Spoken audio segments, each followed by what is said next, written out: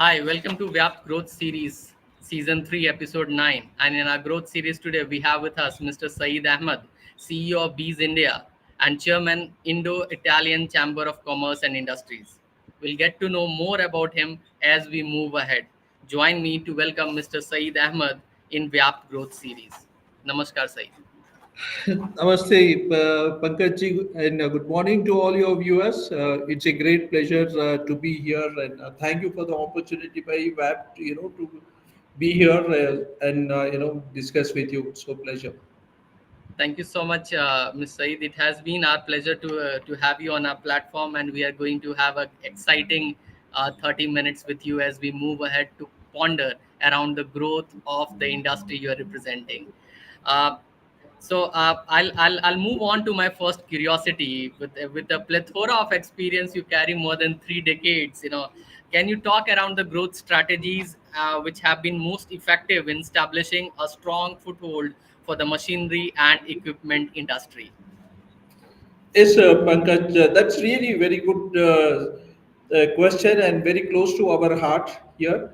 And if I say I would like to stick, more to our industry and our real experience that could be of helpful to the, for the listeners, to your viewers, interesting for us.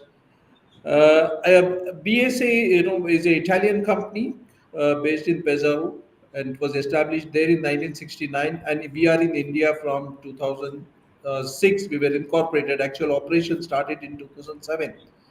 Uh, and this was the first manufacturing facility of BSA Italy outside their country. Or else, the subsidiary sales and service subsidiaries are there world around globally. They cater. So right from beginning, very good thing was there compared to most of the other multinational companies that you see. BSA considered India as not a place just for low cost manufacturing. It was not at all considered. It was considered as a place where there is a lot of intellectual ability.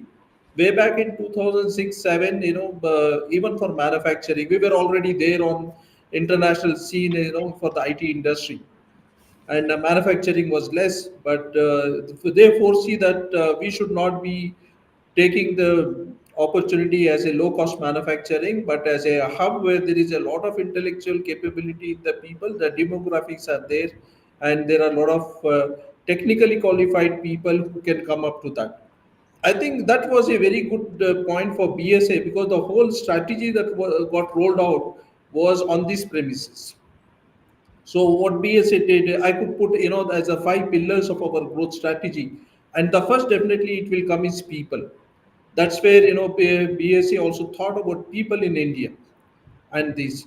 And then the second is we about the market that is there in India. We are at the growth potential that is there for the equipment and machinery as India is growing, um, in the technology, in the aspirations of the people. And following this, we talked about having a very strong supply chain in India, establishing in-house supply chain. Then the fourth was the product development, establishing product development in India. And I will say the last year obviously was building the brand and having the local developing the market. So while coming to people development, we had majority of our people from across different functions.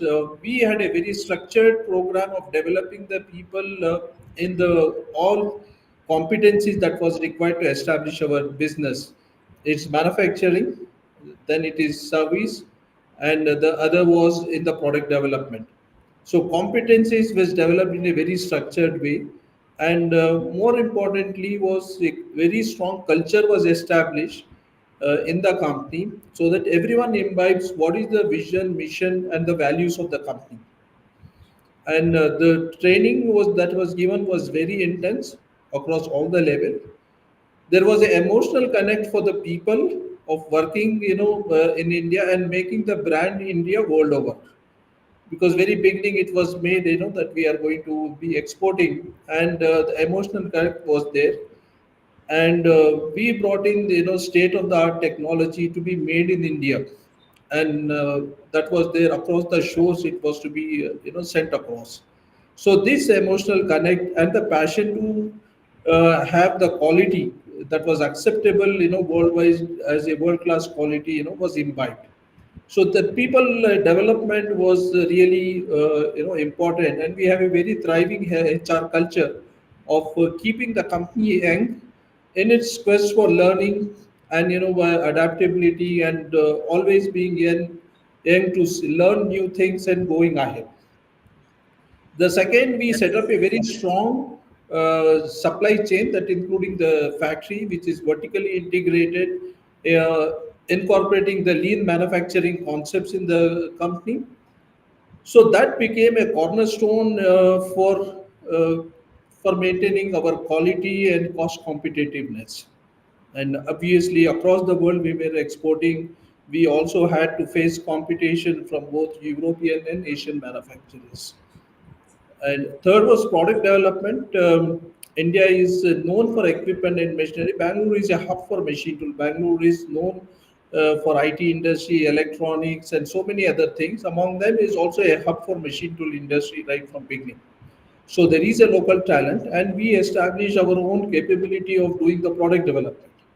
So always we are very proud to say that the products that we make in India are actually conceptually designed thanks to the technologies and training given from Italy, our parent company. We are able to design the product from concept and up to the prototype validation, bringing into the market with a quality that is acceptable over 75 countries across the world. Then we started building the market in India as well as globally. Globally, bringing down the view that people had that product made in India may not be of good quality. And this was a great challenge, and to ensure that there is an acceptability of the product made in India. So today, as I speak, sometime by end of June, we would have exported over 10,000 machines worldwide. wow. That's so wonderful. Yes, and also you have machines that are very, very, state of the art technology, entirely made here. And I could say, these could be Okay. the main pillars on which our growth has flourished. And we have grown making from a few machines in 2008, 2009, having 15, 20 people. Today, we are capable of churning out 2,000 machines in a year, and we have 800 plus number of employees, and we are going on, and we are That's so very optimistic about future in India. That's so great. And you just talked around the growth strategies, and it was entirely based around people as well as the kind of customers you have. So we move on from your growth strategy, moving on to the kind of sustainability and the business goals. So my second curiosity, comes around sustainability. How can you drive sustainable business growth? And are there any emerging trends or areas of focus which you foresee driving growth ahead? Yeah. Broadly, in a manufacturing, any manufacturing, when you are doing a product and you are selling the product, and then the business is depending on that. So generally, manufacturing, I should say, there are three pillars of sustainable business strategy. One is having a very competitive supply chain, agile supply chain. Second, very strong innovation, product development, focus on product development and innovation. And third is really building the brand and selling it. Uh, this is very important, to build the brand and to have the brand image across the globe, that is sustainable. And obviously, what happens is this has to be vindicated by a real profit and cash flow. That's very important. Whatever we do, the vindication of that is the you have the cash flow to sustain the business.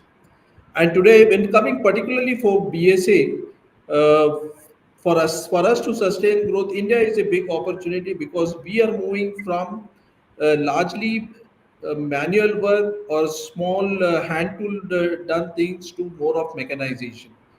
That is, we are in the wood processing. We are there in glass, stone that is marble and granite, and also on advanced materials and composite materials. That is there. So there is, in general, in the industry, manufacturing industry in India, if we see, there is going to be a low cost automation, and various sectors are growing across the country, and people are moving in for high technology areas. So machine makers and other things we definitely will move in to the next level of technologies that are there. In the earliest days, we used to have low technologies and low automation, but today, future more automations will be there on the floor. As we talk about industry 4.0, there is IoT is there, data analytics is there on 6. On these, how do we manage the business and drive the business? And the new emerging areas of business in India is obviously, the electrical vehicles, the automobile business that is growing. Aerospace is India is also becoming hub, for aerospace industry. Health is there, which is for India is going to be do renewable energy. These are the areas which is also going to give a flip to manufacturing side. We True. see, we talk about surely, we are going to be there. 2030, the 2047 will be 30 trillion, and looking about 25% coming from manufacturing. Basically, it means to say we should grow 16 times in manufacturing, and our exports also have to grow, and we will do it for India. The largely, on a broader view, the areas will be in manufacturing, renewable energy, electrical vehicles, a sustainability that is is coming up. Healthcare industry is there that is going to drive. BSA, for BSA is in specific. Looking at these, we are more on a multimedia business for glass, marble, uh, in the wood processing, as well as for composite materials, advanced materials, which will be required. Those machines for advanced materials will go in for renewable energy, for aerospace industry, for healthcare, as well as into many other industries. It will be there. And I also see in India automation will be there. Probably we will not move with the highly robotics factory, something like that. We will not, but definitely there is going to be less labor intensive work in our shop floors across the industry. We will have a kind of an automation where there is no manual loading, unloading, and movements will be there. uh, People would not like to do those kind of jobs in future, and we will do a little bit of more sophistication there, and a high level of automation like in Europe will not be there in India for many years to come. And IoT definitely, big data analytics, IoT, AI is going to help to manage, do the business, building the brands. I think that is also those are the areas of interest that definitely India will be taking a leap forward. Saeed, you just talked about the different technologies which could be helpful, in the kind of industry you're serving, and you also talked about the kind of growth we are going to see in another 2 decades time, and that's humongous.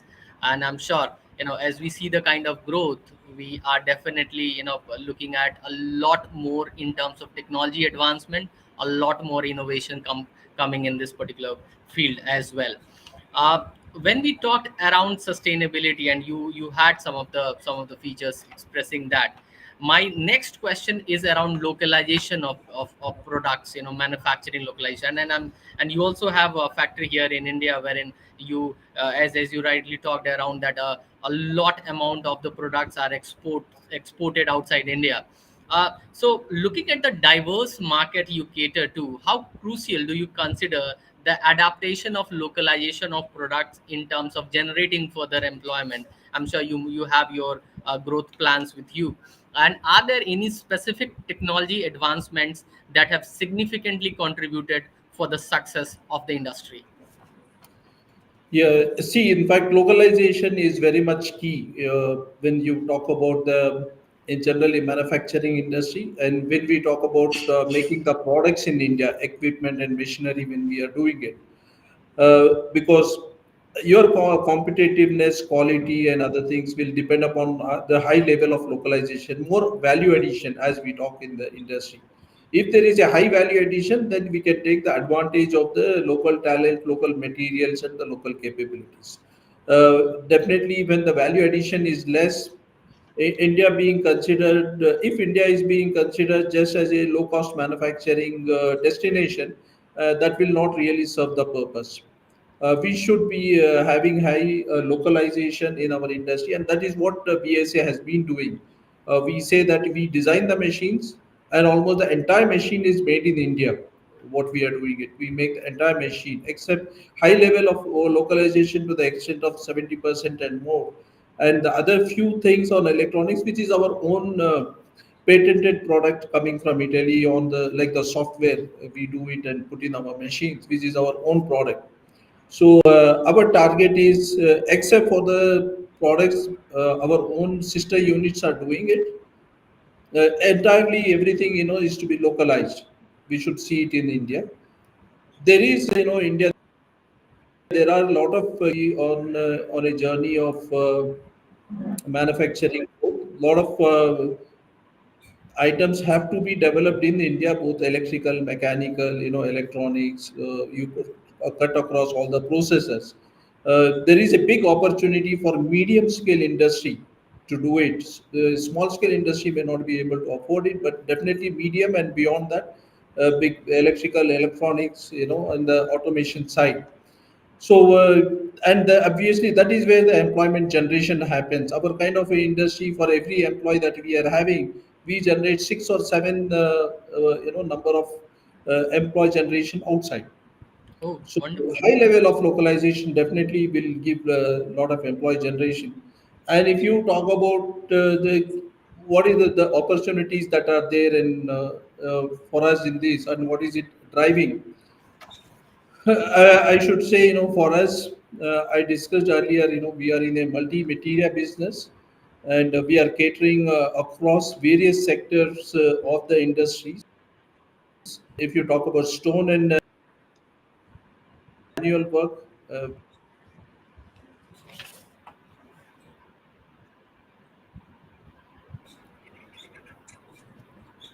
lost the Yeah, please connection. go ahead. No, no, that's okay. I'm able to hear you. Yeah, you talked around that for every one employment you are generating, six other employment is getting generated.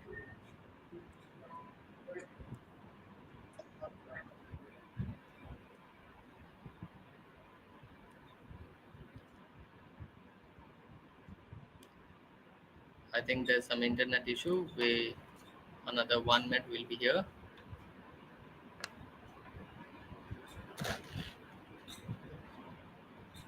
Sorry, somewhere we lost the connection. Yeah, yeah. I think we had lost the connection with Said. So I will quickly go back. You were talking about for every one employment you are generating, there are another six employment which is getting generated. Yes. Yeah. From there, if we catch up on these, the new developments that is happening in the country, across True. various, if you talk about manufacturing, mechanical, electrical, automation that is there, and the government's new policy to bring up more of manufacturing in India, make in India initiative that is being, actually it is triggering more and more people to do it in India.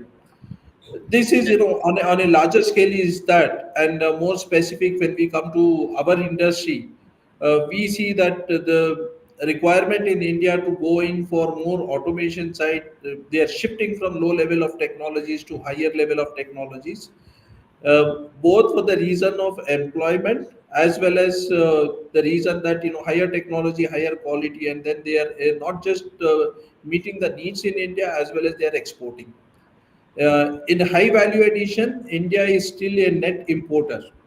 Anything that you see, when you talk about very good products, we are still a net importer.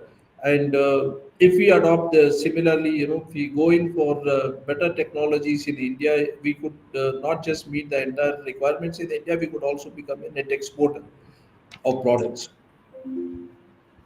So, Said, you talked around different, areas wherein we can be better, and you also talked around how, the employment would get generated as we move forward with a lot of advancement coming in the future. Uh, so this was on the growth side of the business, and now we would move on to our flip round, wherein our guest becomes host and host becomes guest. Right. One question would be asked from the guest and has to be answered by the host in 30 seconds time. Yeah. Thank you for giving us.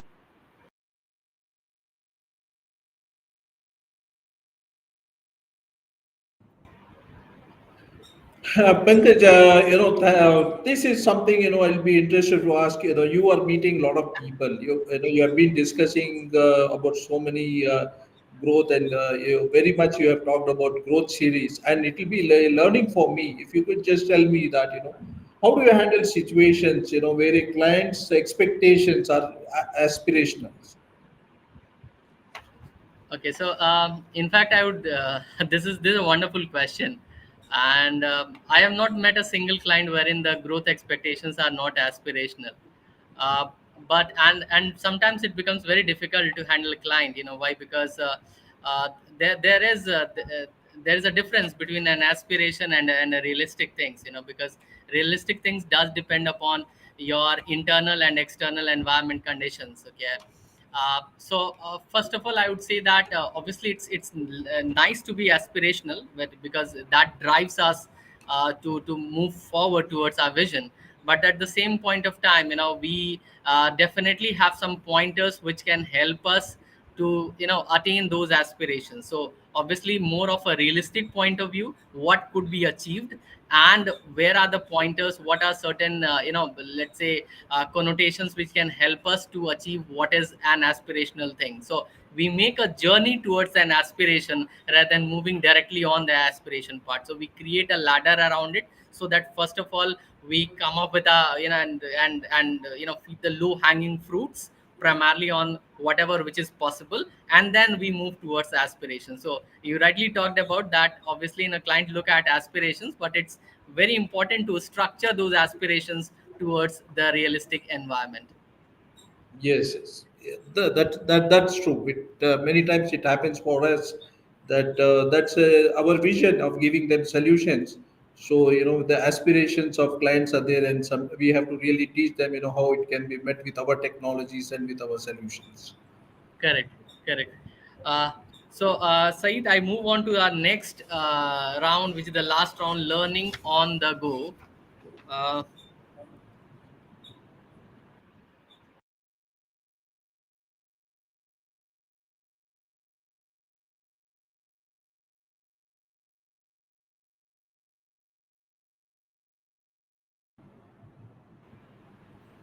So here I have a question pertaining to you as a person.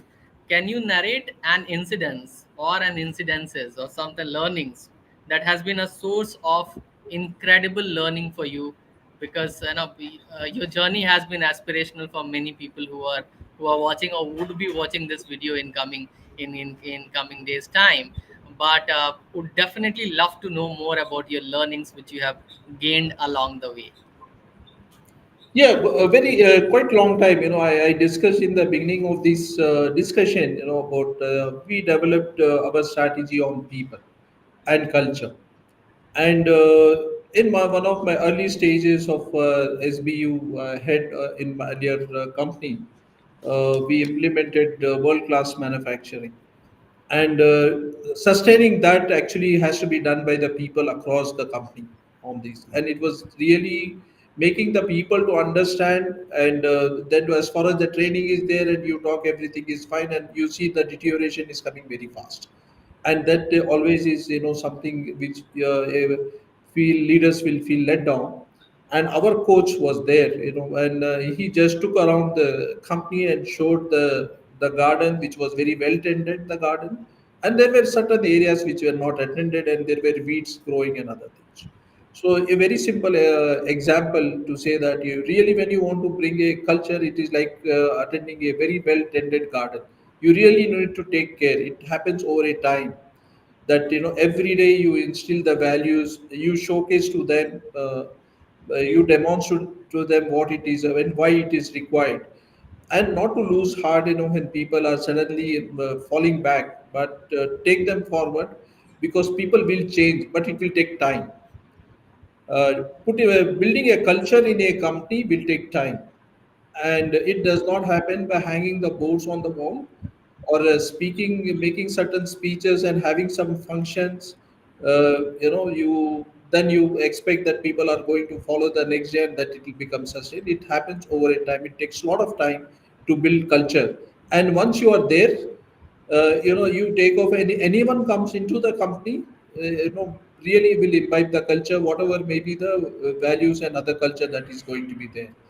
But deterioration will happen if you don't take it fast, just like the weeds that grow in the garden. You don't have to do anything, just keep quiet and watch it deteriorate. Things are deteriorating very fast.